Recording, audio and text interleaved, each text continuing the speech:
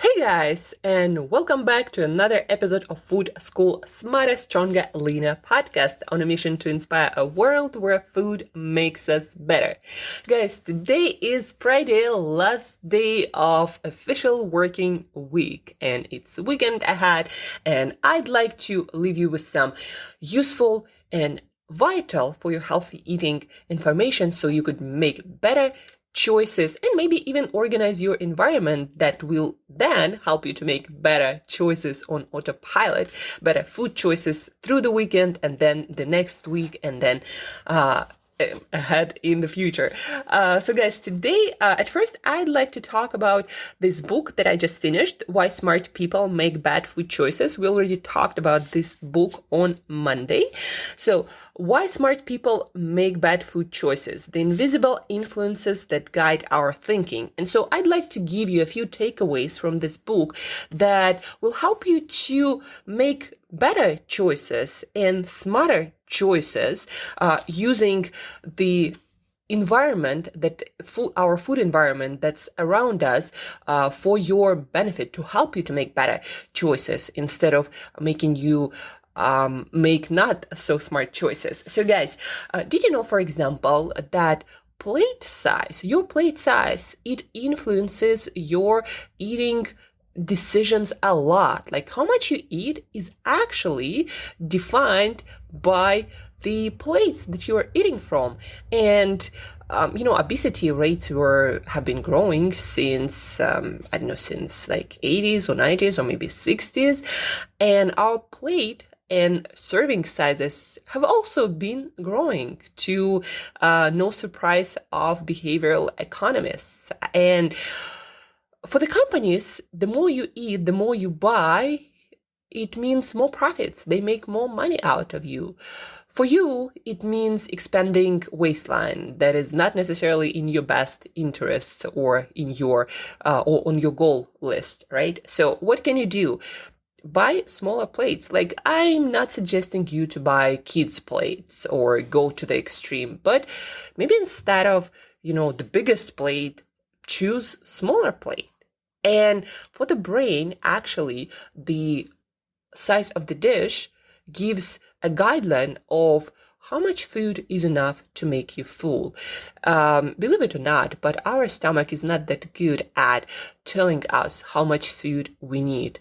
The signals, the measurements of the food that we need is never precise. And if anything, our brains likes to be on a overeating side, because at least then you get surplus of energy, and that means safety usually and survival. Whereas if you always get less calories, your brain will think like, well, we can die easily. So the brain, the gut, they're designed more on the side of overeating, not undereating for most people. So having smaller plate size will give your brain another additional clue about what amount of food can make you full, can keep you full, and give you enough of energy. So plate size, change those. And if you're in a buffet, in a cafeteria, at your work or anywhere, try to choose smaller plates and then fill it up with whatever it is you want to eat. That will help you to save quite a lot of calories, believe it or not, guys. Besides plates, if you are into drinking caloric liquids, like for myself, I made a rule long time ago, no liquid calories. And now I have 6-pack abs 365 days a year. And I believe a huge reason for that is me not drinking my calories in any way. And so the size of your glass, or the size and the shape, actually influences also a lot how much liquid you drink. And again, if you drink some of your calories, then you'd better know this. So taller and more slender glasses actually gives you an impression that there is more. And so you tend to put less liquid in it, less juice or whatever it is you usually get. Whereas wide and short glasses, they actually fit in much more liquid than it seems. And people tend to drink much more from those short but really wide glasses, like the ones for whiskey. Like I used to be a bartender at some point in my life, a long time ago, like more than 15 years ago.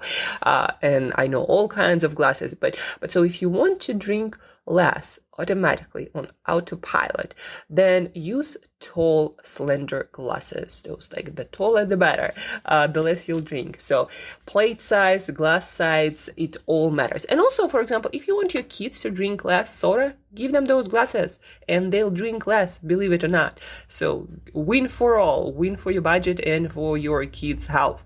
Less sugar is always better. Next one, what else influences our eating behavior that makes us overeat or not eat so much?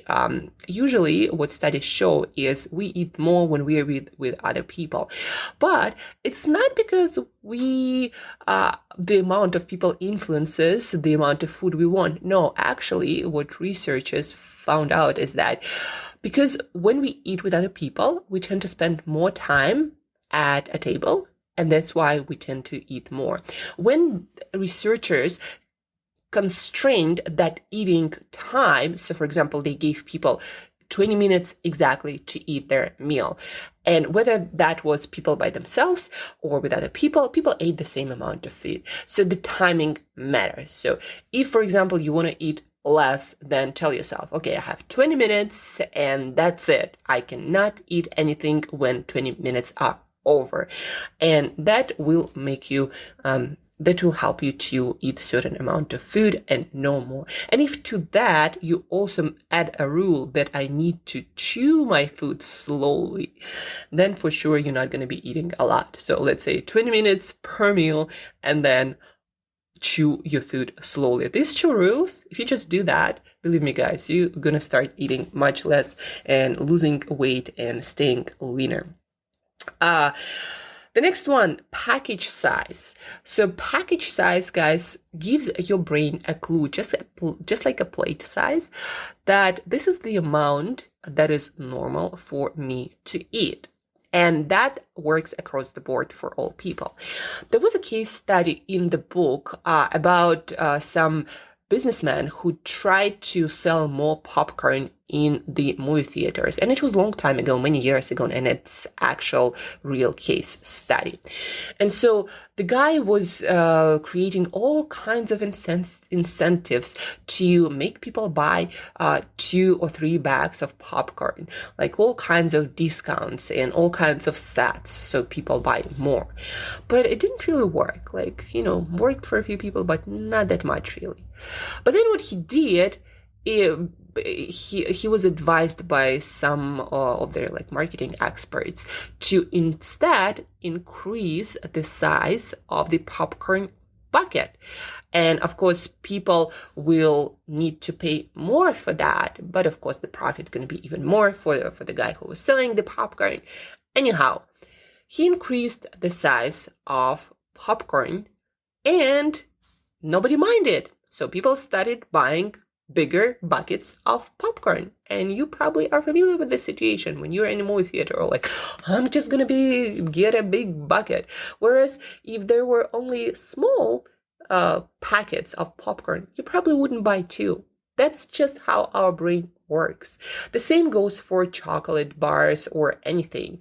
They also did a lot of those experiments where they would give people a choice between small Snicker bars or big Snicker bars. So at some point they would give small bars, at another point they would give big bars, and no matter the size, people always ate one. So whether that was a small one or a big one, people thought that one is a good amount and they ate only one. But of course the big one was 2 or 3 times bigger, but still people ate one. And you can use the same for you. Just buy smaller packages of everything. Don't look at the discounts or deals. It works against you. The producer of that food would still make more profit on you, no matter what good of a deal you're getting. And you're gonna get wider waistline and a lot of health problems down the road. So always go for single package. Don't look at the deals. and get the smaller package. It will help you to eat less automatically. What else do we have? What's offered first? So guys, if you want to start eating healthier, and maybe you have family, maybe you have boyfriends, girlfriends, maybe kids, maybe you're going to become future parents soon. So if you want to eat healthy, if you want people around you to eat healthier, then look at what you eat first and what's offered first to people around you. So what's offered first is always going to occupy that first place in your mind, preferential place. And across the board, they did a lot of experiments in Google cafeterias and in different other workplaces cafeterias. So whatever was offered first to people, like they would first offer a bunch of vegetable dishes and salads, and people would grab a tray with plates. And so first there can be a lot of vegetables, a lot of salads, and then at the end there would be some meat dishes, some more fattier and more caloric dishes, and then at the very end there was dessert. So when they introduced foods like that, people would always eat more vegetables, but by 30 or 40%. Whereas when the order was reversed, people would eat much, much less vegetables. In Google, you can even research like Google food cafeteria people losing weight or something like that, because there are quite a lot of articles about that, how Google used smart design of their cafeterias to help people eat healthier. Like, for example, one of the things they did was putting sugary soda in the very dark part of the refrigerator that was also had some frosted kind of like door that the Coke or whatever sugary drink was behind, right? And water and all the like infused with some healthy stuff, waters were at the top and it was really easy to see them, and water was all over the place. So the amount of water people started drinking was increased by a lot. Like, I don't remember the percentage, but by a lot. So all those things, they matter, guys. So all that, what it also means is that if you want to eat healthier, put healthier stuff easy to access. So it's the first thing you see in the fridge. Put fruit and veg and all the healthy stuff first, and then all the stuff that you don't want to eat. The best scenario is to get it out of your house, and the next best is to put it in the corner of your like pantry or your fridge or your freezer. Put your ice cream, for example, if you want to have some ice cream in your fridge, like really, really deep in your freezer, so you almost forget about it all the time. And yeah, guys, so these are some strategies that you can start using today and make a note of, so you eat healthier on autopilot. And go to also to places, for example, if you eat out a lot, go to places that do have amazing vegetable dishes, where there may be salad bars and vegetable buffets, and you're going to eat much healthier. At your own home, organize everything so healthy food is very easy to access, to get, and unhealthy food is as difficult to get as possible. Look at your plate size. If you're always using this like huge plates. Oh, by the way, guys, if you do have big plates, then use them for good stuff. Like, use super huge plate for salads and veggies and fruit, things that you want to eat more of. The same use with kids, give them this huge plate and put a lot of veggies on it, and do the same for you, and you'll start eating much more veg and much less of other stuff, because there is only so much volume in your stomach that you can fit in. So use big plates for good stuff, and really tiny plates, well, maybe not tiny, but smaller plates for more caloric stuff that you want to eat less of. Make, dessert plate really, really tiny.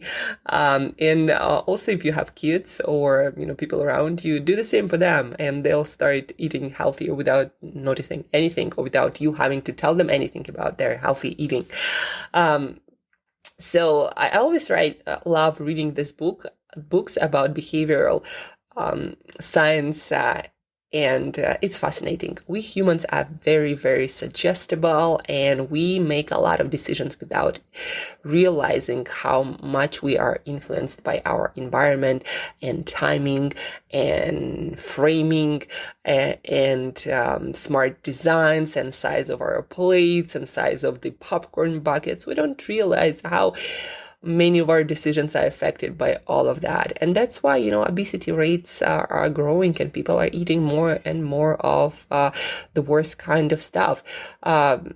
It's simple, guys. It's because our environment is organized in that way that a lot of food is accessible to us, available all of the time. There is a lot of advertising, and what is advertised to us is not the best kind of food that we want to be eating. And that's why we're eating more, we're eating worse, and our waistlines are keep expanding. So in this episode, I wanted to give you a little bit of a better idea of how your decisions of eating might be influenced by the environment around you, and how maybe you're making not so good for you choices, not because you lack willpower or whatever, but because it's the environment. And so maybe be a bit smarter and participate in the design of your environment so you can eat better without any diets, without any carb counting or calorie counting or other crazy protocols. Just be a little bit smarter about your environment and you'll start eating much, much better. I recommend to listen to this episode to kind of ingrain this knowledge into your head, and maybe share this episode with another person who also might not be making the best food choices, and help them to realize that a lot of their choices are not even their own. So help other people eat better. Share this episode at least with one other person. And guys, what else? Have an awesome weekend. Plan something active, something that makes you feel really, really good and happy and alive and joyful. Schedule something like that. Take at least one day off, maybe even today. If you don't care, like if you have a really flexible schedule, then schedule that day, whatever. In any case, have a great weekend. I'll speak to you on Monday. Share this episode with one other person. And as usual, guys, till next time, eat better daily.